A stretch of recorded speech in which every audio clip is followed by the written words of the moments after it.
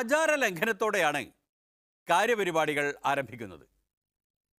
കണിച്ചുകുളങ്ങരയിലാണ്, നടേശ ഗുരുദേവന്റെ തട്ടകത്തിലാണ് ഇന്നത്തെ ആചാര ലംഘനം.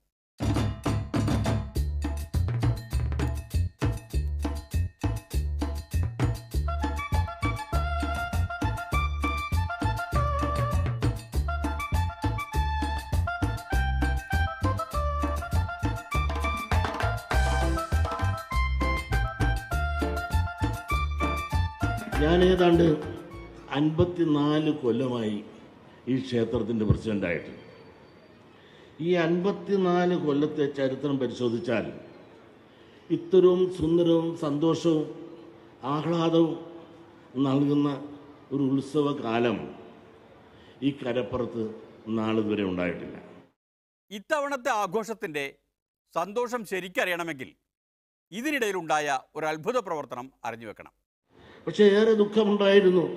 നമ്മുടെ ജി സുധാകരൻ ഇവിടെ വരികയിലെന്നും പറഞ്ഞ് അദ്ദേഹം എനിക്ക് കത്ത് തന്നു. പക്ഷേ ഇപ്പം ചക്കക്കുരു പോലെ ഇവിടെ വേറെ വേദിയിലിരിക്കുകയാണ്. എങ്ങനെ വന്ന് എനിക്കും അറിയാൻ പാടില്ല. നീ ശബ്ദിക്കാൻ നിവൃത്തിയില്ല, അതുകൊണ്ട് ഞാൻ വരത്തില്ല എന്ന് പറഞ്ഞുകൊണ്ട് മിനിഞ്ഞാന്ന് എനിക്ക് കത്ത് തന്നു. കണിച്ചുകുളങ്ങരക്കാരെ സംബന്ധിച്ചിടത്തോളം ഏത് പരിപാടി ഇട്ടാലും ഓടിയെത്തുന്ന ഒരു ജനനേതാവാണ്. കണിച്ചുകുളങ്ങരക്കാരെ ഏറെ ഇഷ്ടപ്പെടുന്ന ഒരു ജനനേതാവാണ്. എന്ത് പരിപാടി ഉണ്ടെങ്കിലും എന്ത് അസുഖം ഉണ്ടെങ്കിലും അദ്ദേഹം ഓടിയെത്തിയിട്ടുള്ള പാരമ്പര്യമാണ് ഈ നാട്ടുകാർക്ക് അറിവുള്ളത്. ഇതൊന്നും വെറുതെ പറയുന്നതല്ല, ഇതിനൊക്കെ തെളിവുമുണ്ട്. നീണ്ടു നിവർന്നു കിടക്കുന്ന തെളിവ്.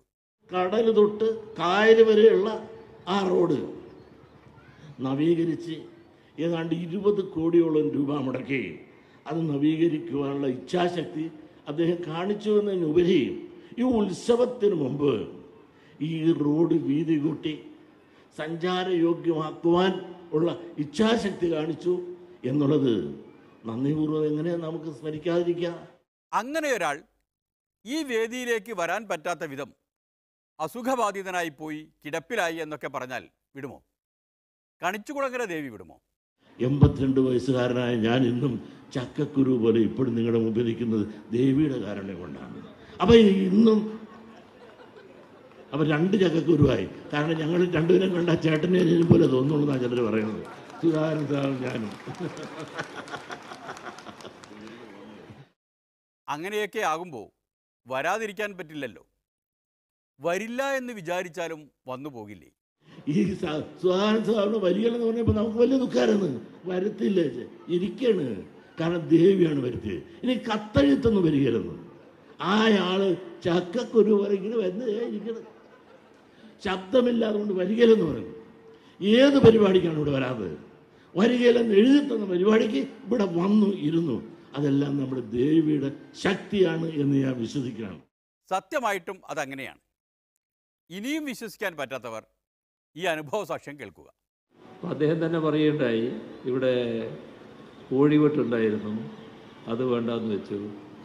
മൃഗത്തെ ബലി കൊടുക്കുന്ന പരിപാടി ഉണ്ടായിരുന്നു, അത് വേണ്ടാന്ന് വെച്ചു. അങ്ങനെ ആചാരങ്ങളെല്ലാം മാറിയതുകൊണ്ട് ദേവിയുടെ ശക്തി കുറയുകയല്ല ചെയ്തത്. സുധാകരനെ പോലത്തെ ഒരാൾ അസുഖമായിട്ട് കിടക്കുമ്പോൾ അദ്ദേഹത്തെ ഇവിടെ കൊണ്ടുവരാനടക്കമുള്ള ശക്തിയിലേക്ക് ദേവി ശക്തിപ്പെട്ടു എന്നാണ് അദ്ദേഹം ഇവിടെ പറഞ്ഞത്. അതുകൊണ്ട് തന്നെ കണിച്ചുകുളങ്ങര ദേവിക്കുള്ള കാണിക്ക വർദ്ധിപ്പിക്കാനും സർക്കാർ തീരുമാനിച്ചിട്ടുണ്ട്. സ്വാഗത പ്രസംഗത്തിൽ ഒരു കാര്യം പറയുകയുണ്ടായി. ഈ പിൽഗ്രിം ഫെസിലിറ്റേഷൻ സെൻറ്ററിൻ്റെ 1ാം ഘട്ടമാണിത്, 2ാം ഘട്ടം ഉണ്ടാകുമോ എന്നൊരു സംശയം പറഞ്ഞു. അപ്പോൾ നേരത്തെ തന്നെ ദേവസ്വം വകുപ്പ് മന്ത്രി ഔപചാരികമായി ഇവിടെ പറയുന്നതിന് എന്നെ ഏൽപ്പിച്ചിട്ടുണ്ട്. 2ാം ഘട്ടം ഉണ്ടാവും. അതിൽ 2 കോടി രൂപ കൂടി അതിന് അനുവദിക്കുകയും ചെയ്യും. സംഗതി ഇങ്ങനെയൊക്കെയാണെങ്കിലും നടേശ ഗുരുവിൻ്റെ ശക്തിയാണ് ഏറ്റവും വലിയ ശക്തി. അത് പൊളിമിക്സിന് ബോധ്യമാണ്. എല്ലാവർക്കും അത് ബോധ്യമാവണമെങ്കിൽ ഈ മാസത്തിൻ്റെ തന്നെ 2ാം വാരത്തിൽ ശിവഗിരിയിലുണ്ടായ ഒരത്ഭുതം ഒന്നോർത്തെടുക്കണം. ഇവിടെ ശിലാസ്ഥാപനം നിർവഹിക്കുന്ന, ഉദ്ഘാടനം ചെയ്യുന്ന നമ്മളുടെ പ്രിയപ്പെട്ട മന്ത്രി ശ്രീ അൽഫോൻസ് കണ്ണന്താനം അവർകൾ. അദ്ദേഹത്തെക്കുറിച്ച് പ്രത്യേകിച്ച് ഒരു പരിചയപ്പെടുത്തലിൻ്റെ ആവശ്യമില്ല. മന്ത്രിയായപ്പോൾ തന്നെ ആദ്യം ഓടി വന്നത് ശിവഗിരി മഠത്തിലേക്കാണ്. കേന്ദ്രത്തിലെ മന്ത്രിമാർ ഓടി വരുന്നത് ശിവഗിരിയിലേക്കാണ്. ശിവഗിരി മഠത്തിലുള്ളവർ ഓടി ചെല്ലുന്നത് കേന്ദ്രത്തിലേക്കുമാണ്. ശിവഗിരി മഠത്തിനെ സംബന്ധിച്ചിടത്തോളം ഇത് അനുകൂലമായ ഒരു സാഹചര്യത്തിൽ ഇത് പ്രാവർത്തികമാക്കേണ്ട, നേടിയെടുക്കേണ്ട ഒരു ആഗ്രഹം ഉണ്ടായതിൻ്റെ അടിസ്ഥാനത്തിൽ നിങ്ങൾക്ക് എല്ലാവർക്കും അറിയാം, കഴിഞ്ഞ വർഷം ഗുരുവിൻ്റെ 90ാമത് മഹാസമാധി വർഷത്തോടനുബന്ധിച്ച് നടന്ന മണ്ഡല പൂജയും മഹായതി പൂജയും, അതിൽ പ്രധാനമന്ത്രിയെ ക്ഷണിക്കാനായിട്ട് ഞങ്ങൾ പോവുകയായി. അങ്ങോട്ട് പോകുമ്പോൾ തിരിച്ചിങ്ങോട്ടും വരുമല്ലോ. ഒരു പാലമിട്ടാൽ അങ്ങനെയാണല്ലോ.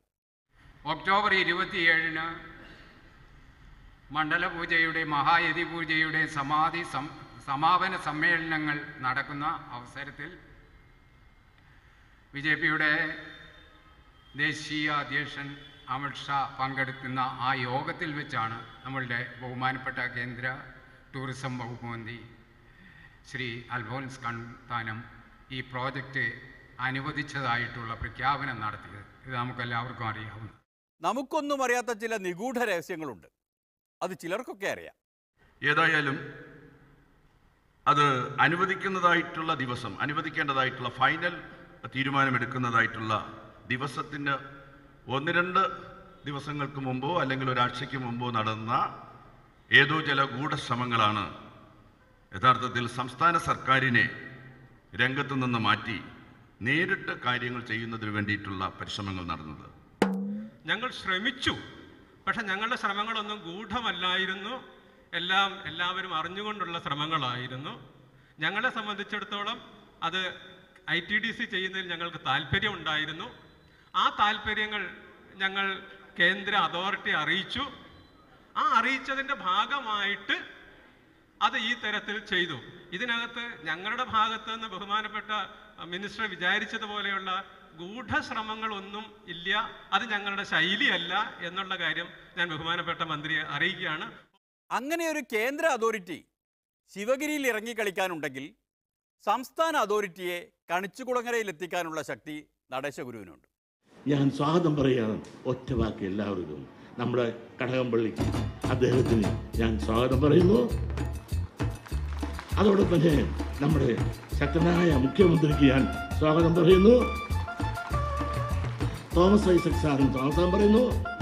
ജി സുധാകരൻ സാറിന് നിന്ന് സ്വാഗതം പറയുന്നു. തിലോത്തം സാറിന് സ്വാഗതം പറയുന്നു. എല്ലാം കേട്ട് കഴിഞ്ഞപ്പോൾ വേതാളം വിക്രമാദിത്യനോട് പറഞ്ഞു, മഹാരാജൻ, അങ്ങയുടെ ബോറടി മാറ്റാനായി ഞാനൊരു ചോദ്യം ചോദിക്കാം. ഈ തിരഞ്ഞെടുപ്പിൽ ഈഴവ സമുദായം ആരോടൊപ്പമാണ് നിൽക്കുക? കേന്ദ്രത്തെ തുള്ളിച്ച ശിവഗിരി മഠത്തിനോടൊപ്പമോ അതോ സംസ്ഥാനത്തെ വരുത്തിയ നടേശ ഗുരുദേവനോടൊപ്പമോ? കൃത്യമായ ഉത്തരം പറയാൻ പറ്റാത്തതിനാൽ വിക്രമാദിത്യ മഹാരാജാവിൻ്റെ തല പൊട്ടിത്തെറിച്ചുപോയി.